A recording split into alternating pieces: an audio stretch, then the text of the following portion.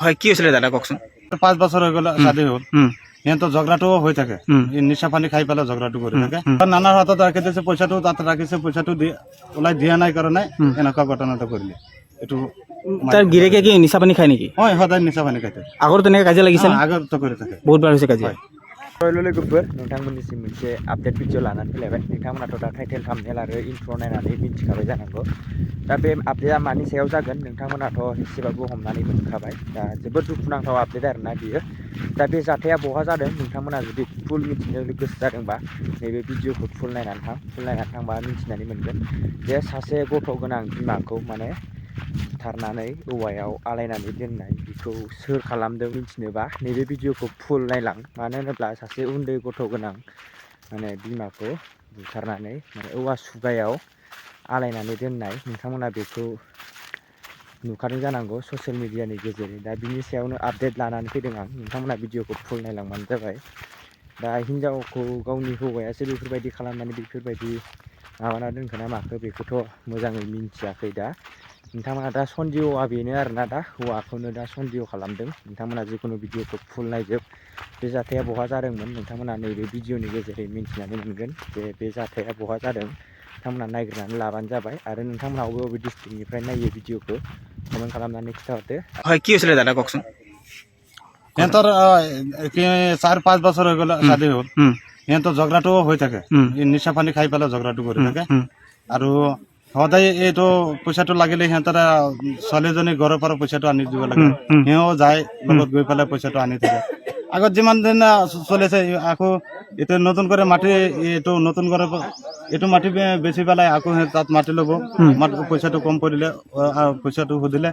এই ল'ৰা এটা আছে ছোৱালীজনী ডাঙৰ ককাইটো কেৰালা হোটেলত কাম কৰি থাকে তাৰপৰে পইচাটো দিলে একাউন্টত পইচাটো দিলে ছোৱালীজনীৰ পিছত একাউন্টৰ পৰা পইচাটো উঠাই লৈ যাব কাৰণে মাৰধৰ কৰি পেলাই একাউন্টটো কিবা কৰি দিব কাৰণে পইচাটো উঠাই পেলাই কিবা ৰাখি দিছিলে জোৱাৰ নানাৰ হাতত ৰাখি দিছে পইচাটো তাত ৰাখিছে পইচাটো ওলাই দিয়া নাই কাৰণে এনেকুৱা ঘটনাটো কৰিলে এইটো তাৰ গিৰেকে কি নিশা পানী খায় নেকি হয় সদায় নিশা পানী খাই থাকে আগৰ তেনেকৈ কাজিয়া লাগিছে আগতো কৰি থাকে বহুত বাৰ হৈছে কাজিয়া বহুত বাৰ যিমান দিনৰ পৰা বিয়াটো হৈ আছে আমাৰ ঘৰত যোৱাৰ মা মেক্সিমাম 1000 দিন গ'ল সি কমপ্লেইন এটা লৈ পেলাই যোৱাই ছোৱালী সদায় ঝগড়া কৰি থাকে এইটো আজি এইটো লৈ পেলাই কালি সেইটো লৈ পেলাই কিমান দিন কম সিহঁতৰ ঝগড়া কৰি থাকিব সিহঁতৰ পিছত আমি নাথাকো না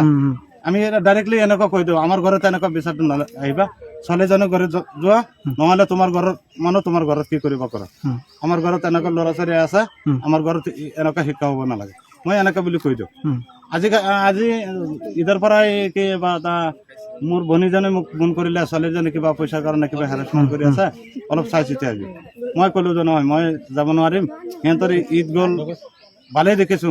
ইমানতো মই দেখা নাই সিহঁতৰ ঘৰত অহা নাই মই কেতিয়া নাহো সিহঁতৰ ঘৰত এতিয়া মই পইচাটো দিলে যে ল'ৰা আমাৰ ক'লে মামা অলপ পইচা সুধিছে কি কৰিম মই কৈছো যে ছোৱালীটো শান্তি হ'লে পইচাটো অলপ দি দিয়ে মই এনেকুৱা বুলি কৈ দিলো পিছত কিমান পইচা দিলে মই ইমানটো ডাইৰেক্টলি কোৱা নাই পিছত পইচাটো দিলে যে এইটো আমাৰ যেটো ল'ৰা কেৰালা থাকে সেইটো ল'ৰাই ক'ব পাৰিব আৰু এটা মানুহ অলপ আগত মোৰ লগত আছিলে সি ডাইৰেক্টলি ক'ব পাৰিব মই ডাইৰেক্টলি ইমানটো ক'ব নোৱাৰিম মই ছোৱালীৰ মামা হয় আপুনি মোমাইক হয় হয় ল'ৰাটোৰ ঘৰটো এইটো আছে মাজত এটা ঘৰ আছে ইফালে ঘৰটো আমাৰ সিহঁতৰ ঝগড়া হৈ থাকে এইটো আমি জানো সদায় ঝগড়া হৈ থাকে মই আইনগতভাৱে মই অসমৰ ৰাজ্যত এটাই আপত্তি কৰিম যে এনেকুৱা আৰু কাৰো লগত হ'ব নালাগে এনেকুৱা অপৰাধীক যোনেই শাস্তি পায় আইনগতভাৱে তাৰ ফাঁচি দিব লাগে যাতে কাৰো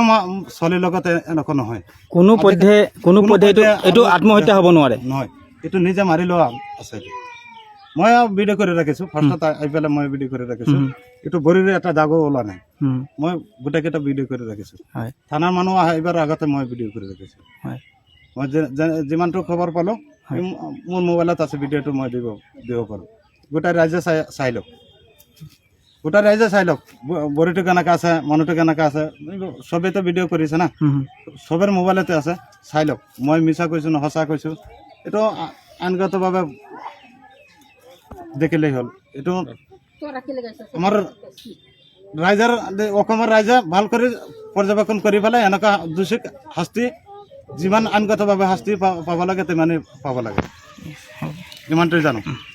সংবাদ 24 ঘণ্টায় আহি উপস্থিত হৈছো শোণিতপুৰ জিলাৰ অন্তৰ্গত ঠেলামৰা আৰক্ষী থানা এলেকাৰ গৰুড়বাত। আৰু এই গৰুড়বাত আজি সংঘটিত হৈছে এক হৃদয় বিদাৰক ঘটনা, এক মৰ্মান্তিক ঘটনা সংঘটিত হৈছে গৰুড়বাত। আমি দেখুৱাই আছো সামগ্ৰিক পৰিৱেশ, মাতৃ আৰু পুত্ৰক ইয়াত পৰিকল্পিতভাৱে হত্যা কৰা বুলি সন্দেহ কৰা হৈছে আৰু হত্যা কৰি গছত ওলমাই থোৱা হৈছে। আৰু এই ঘটনা সংঘটিত হৈছে গৰুড়বাত ঠেলামৰা আৰক্ষী থানা এলেকাৰ গৰুড়বাত সংঘটিত হৈছে এই ঘটনা। আৰু এই ঘটনাক লৈ এতিয়া সৰ্বত্ৰে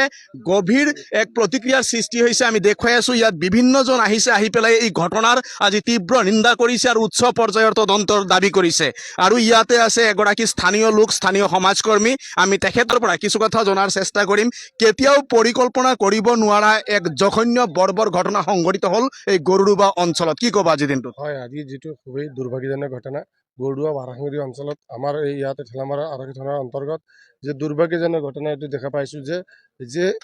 মাক আৰু ল'ৰা, এইটো 1.5 বছৰীয়া ল'ৰা এজনক এই ডিঙিত ৰছী লগাই আজি ইয়াত মাৰি পেলোৱা হৈছে। আৰু মহিলাজনীক আজি এইটো আমি যে সন্ধিয়া এটা চিন হৈছে যে আত্মহত্যা বুলি ভাবিছিলোঁ, কিন্তু নহয়, এইটো যিটো দেখিছোঁ এইটো কোনোবাই পৰিকল্পিত হৈ হত্যা কৰি থৈ গৈছে। এইটো আমাৰ গৰুড়বা আৰু বাৰাংগুৰি খুবেই দুৰ্ভাগ্যজনক ঘটনা। আৰু আমি পুলিচ প্ৰশাসনে আমি উচিত তদন্ত কৰি যিজনে এইটো কালপিতজনক উচিত শাস্তি দিবলৈ আমি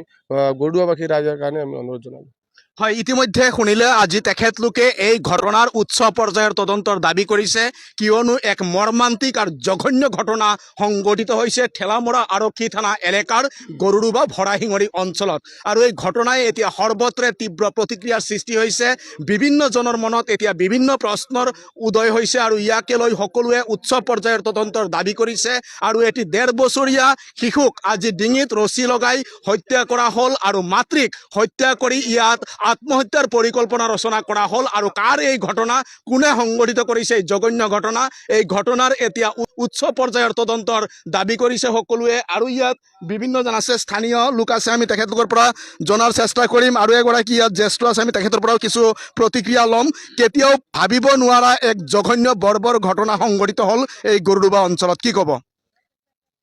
মই আচলতে ইয়াৰ নহয়, মই পিৰাকাটা কছাৰী বিডিবি হওঁ। মই অলপ আগত গম পালোঁ যে গৰুড়বা গাঁৱত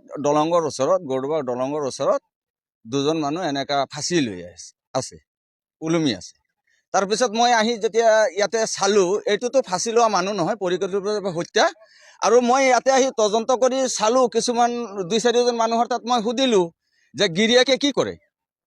গিৰিয়েকে সন্ধিয়া হ'লে মদ পানী গাঁজা চব খায়। আৰু এইটো মোৰ খুব সন্দেহ